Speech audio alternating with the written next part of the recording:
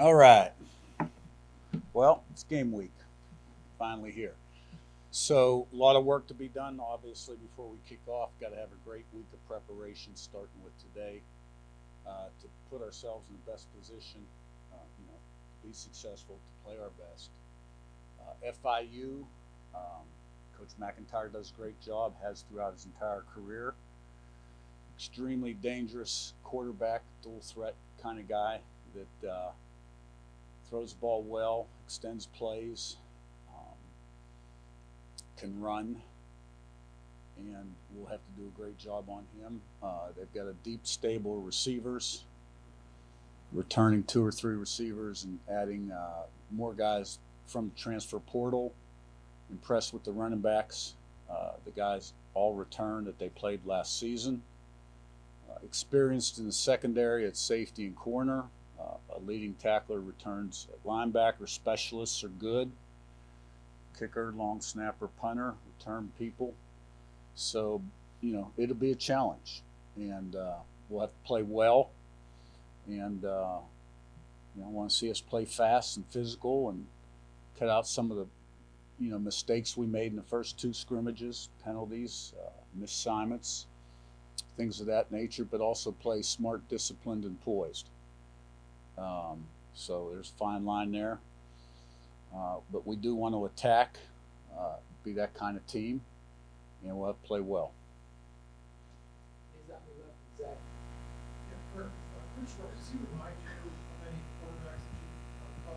At JMU, any of the ones you guys had there, and how's he kind of developed as a leader? Tyson Lawton was telling us he kind of brought the group together after the first scrimmage and really kind of lit a fire under them. What have you seen from him in the locker room, kind of getting the guys together? Yeah, he probably reminds me of Cole Johnson, who we had for 2 seasons. His last year with us, he had a tremendous year at about 41 touchdown passes, 4 interceptions, threw for over 4,000 yards. They're both more pocket guys, but still can gain positive yards with their legs. Really smart, heady. He's played a lot of football, respected by his teammates. He's not a real rah-rah guy on the field, which is fine.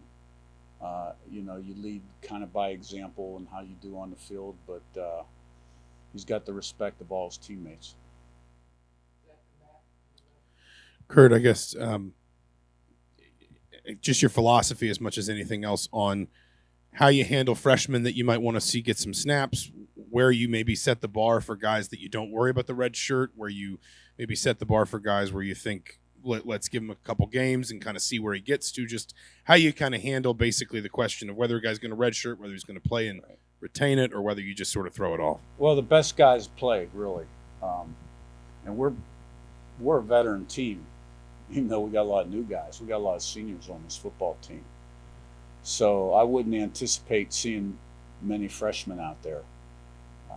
It doesn't mean you might not see 1 or 2, but it's all based on who can help us be successful, who's ready to play winning football. So, and things change every week. So right now, going into the first game, I don't see many freshmen have a very significant role in this game. Hey, Coach. Obviously, after Nick Kidwell went down, you guys have had a competition there in O-line, not just because of him, but overall, just kind of with, not naming names, but just where are you guys at with that competition? How do you feel about the 5 guys right now that look like they may be the starters? I feel good. And like I said previous, right now you're looking at Drew Evans, Bray Lynch, and Tyler Stevens. 3 guys for 2 spots, and they all can snap also. So, we'll see who we trot out there for the first series.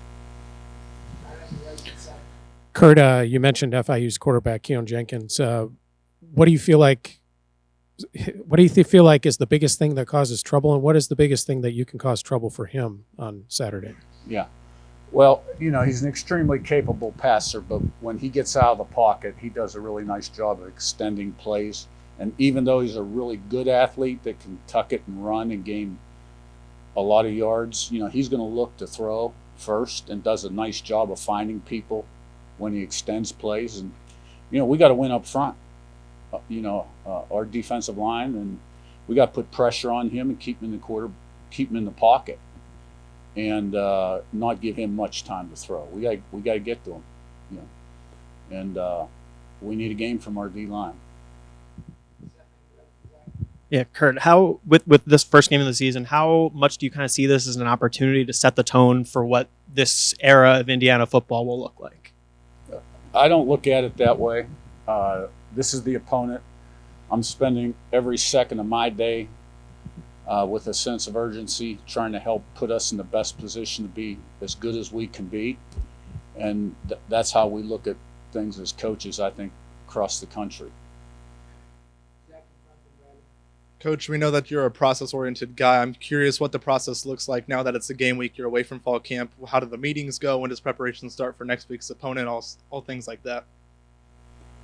Yeah, well, all eyes are on this opponent and today. And, typical in season, I was up at 4 a.m. and in the office before 5. And, we'll have a light practice tonight. And then tomorrow is first and second down and punt return. And then Wednesday's third down, and Thursday's red area and goal line, 2 minute. And, the mornings and afternoons are spent preparing for those situations, and we put it all together. Hey, Coach. Yeah, Omar Cooper been mentioned as a guy, a potential breakout guy, to use the generic phrase. Those of us saw him a lot in high school, saw the potential that was there. What are things he needs to do this season to go from potential to make a few plays here and there to be maybe the breakout guy who really can be consistently an impact guy for you guys? I think he just has to take what he's done on the practice field and take it onto the game field, which I'm confident he will and can.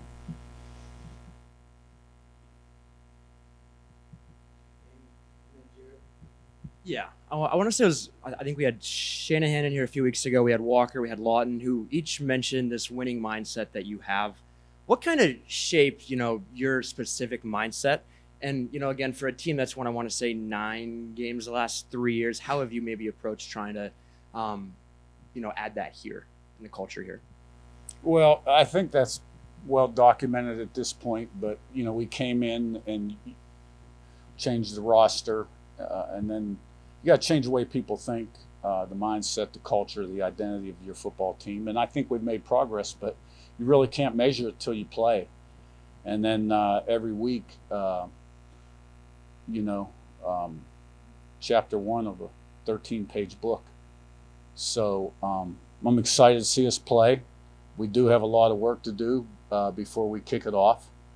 And I'm confident in this team. You guys have a few cornerbacks down. Do you feel like you have a good grasp of the kind of rotation going into the season opener? We really don't have a few down. We had one miss some practice time in fall camp, and he's mending very quickly. So we anticipate being close to full strength. You've been a part of multiple rebuilds and reboots. Going into this week, I know you'll know a lot more after you play, but how do you feel about your offense now as comparative to other places where you've gone into that first game? I feel good about our offense. We have a lot of veteran players. We have a veteran quarterback. And I think we have a chance to be good offense and defense and special teams. And, but as a coach, you've always got concerns too. I've never had a team I didn't have concerns about something. But my focus right now is on preparing these guys and help them be as successful as possible Saturday. And, I feel good about the pieces we have in place. We've talked before about how small the margin of error is once the season starts. What aspects through fall camp have you seen lessen that margin, and what parts do you think this week really need some work? Well, I think we were more consistent in practice as camp went on. We weren't an up and down team. We still have to more consistently get everybody doing what they're supposed to do, assignment-wise, technique-wise. But, part of that is the challenge of camp too, because you install everything. So the plate is very heavy. Now, you get into the first game and that plate will lighten up a little bit, and you want to free them up from thinking too much so they can play fast and let their ability take over. What have you learned from previous stops along the way, or previous new jobs, that has helped you make this transition as smoothly as possible? What lessons have you previously learned to help you this year? Well, I think you just, in every area that matters, leadership, recruiting, development, retention, managing staff, messaging, how to practice, game day philosophy. I think every year you do this, you get a little better. You learn lessons. So, this is my 42nd year, I think, in this business. And so there hasn't been much I haven't seen, but I'm sure something will come up one day that I haven't yet. Hey, Coach. Lou Friedman from the Seymour paper. You mentioned getting up at 4 in the morning and going to the office by 5. How late are you staying? We'll get off field tonight about 8:15. So it's a long day. Yeah. Has the pace been that way pretty much since you left December? You've been going about 1,000 miles an hour, it seems like. Oh yeah, and December was very much that way. But we've got some rest banked right now, coaches and players. So we should have a full tank heading into this week.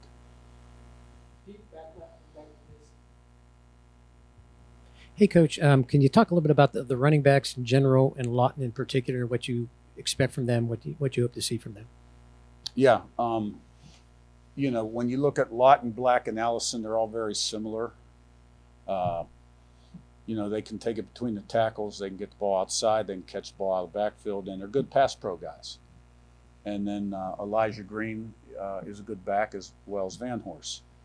Lawton is capable of making the big play, catches ball extremely well. He's good inside the 10. And, he's got an extra gear. And he's had a lot of success. He's a confident guy and doesn't talk very much. He doesn't say much. But on game day, he shows up and you know who he is. Do you have both coordinators in the booth, and does the quarterback communication, now that they've installed for this year, change your kind of game day operations at all, and how you kind of organize everything on the field and in the booth? Yeah, in the past we've had Mike up in the booth and Brian's been on the field, still talking through what we'll do this year. I have a pretty good idea what we'll do, but the game day communication can change things somewhat. Whether you huddle a little bit more to start a new series, do you huddle or gather them up on the sidelines? So there's some things I think you'll see across the country that are a little different than last season. Thank you. Thanks, guys.